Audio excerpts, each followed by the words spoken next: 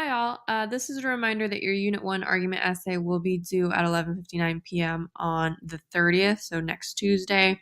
We will have Friday to keep working on the argument essay, but we will not work on it on the 30th. Please make sure that you are prepared for that timeline. If you have your outline, please go ahead and grab it. The front of it looks like what's up on your screen right now. If you've lost it, remember again, you have it on paper. If you can't find it though, there are extra paper copies on the cubbies against the wall.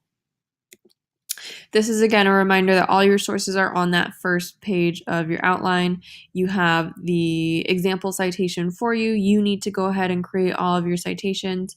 So you have the page numbers there, the title, and the author names. The year published, you can find that if you go into each specific source.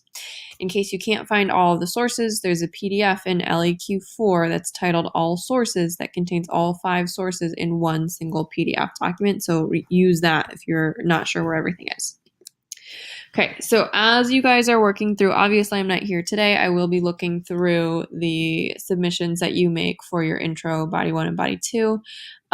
When we get to the typing out stage, I'm not going to read every single thing that you write. My focus will be on whether your evidence supports your central claim and how strong your transitions are. So it will be up to you to really reread your paragraphs and go through it with a fine comb for spelling, punctuation, and grammar errors. Okay, at this point, go ahead. You need to complete your third body paragraph. Things that I'm looking for especially is that you're including a strong transition into that third body paragraph. You could use something like furthermore, in addition, additionally, lastly. That's just a way to help improve the flow. Once you finish that, please just do a quick check. Make sure that you're removing all first and second person and all contractions unless that's contained in a quote. At this point, go ahead, pause the video until you're finished with your third body paragraph. Okay, thinking about the counter argument, there are 2 parts to your counter argument. The first being a concession, and this is going to be in CSET format.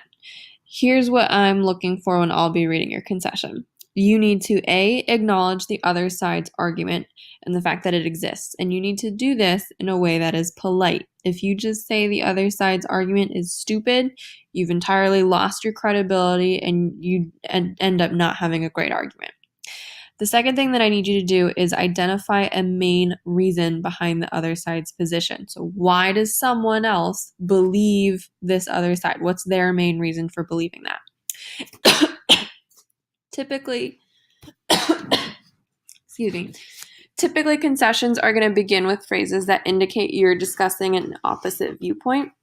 So you have a couple good choices there. You could use others may argue, others contend, an opposing side argues, etc.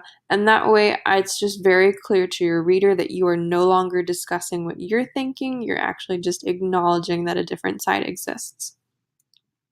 If you need to see an example, here could be an example concession. So if your argument is that college is worth it, the concession would start with, others may argue that college is not worth attending for most students.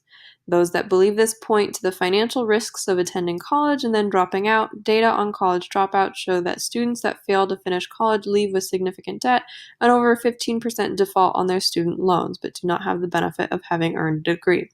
Ultimately, the risk of financial ruin should give one pause before seriously pursuing a college degree. So in this example concession, they very clearly started out with a transitional phrase, others may argue, that indicates that we are not talking about the author's belief, we're acknowledging the other side.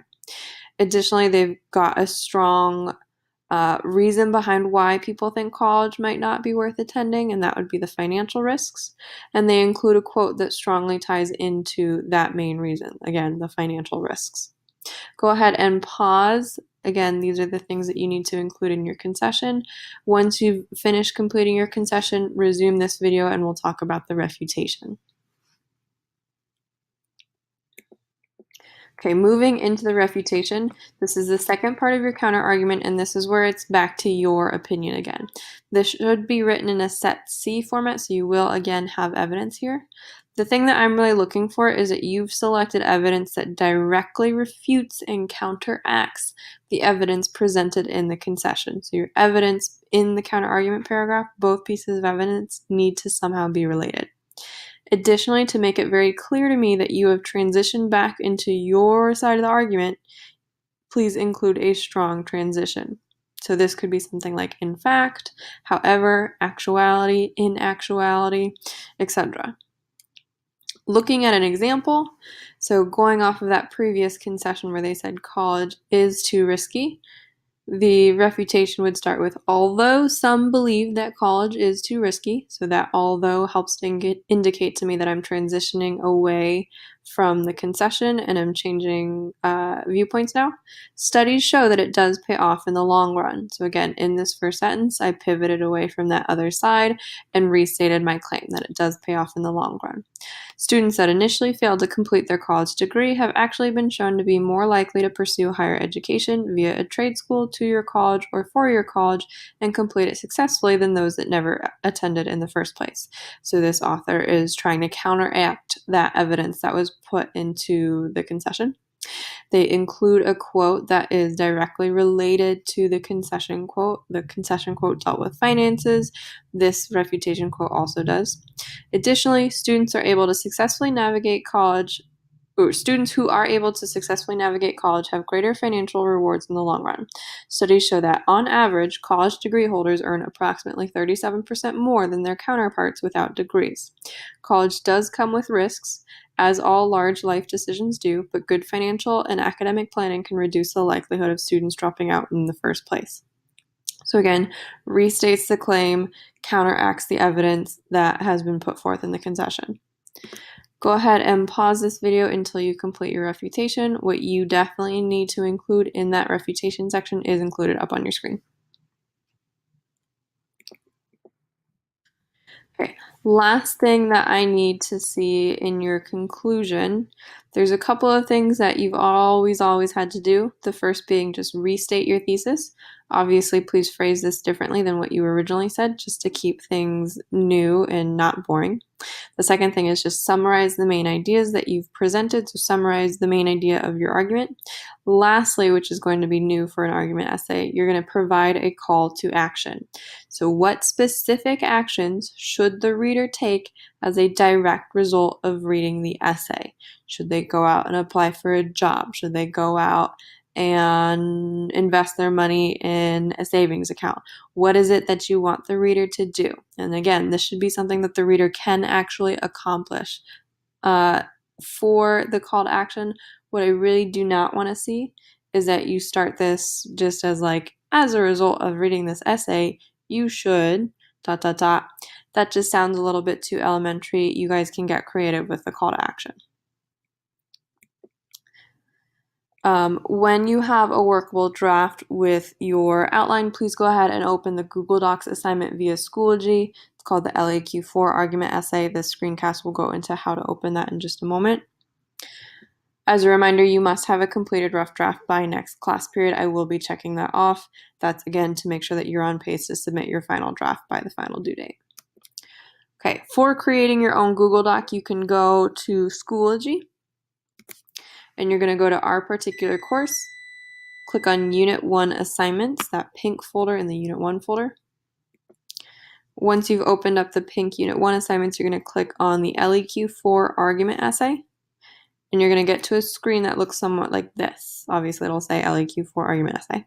You're going to click My Document, and it'll bring you to a page that looks like this. The Google Docs icon will take a second to load, but once it does, go ahead, click it, and it will ask you to open the assignment in the app, which is what you want to do.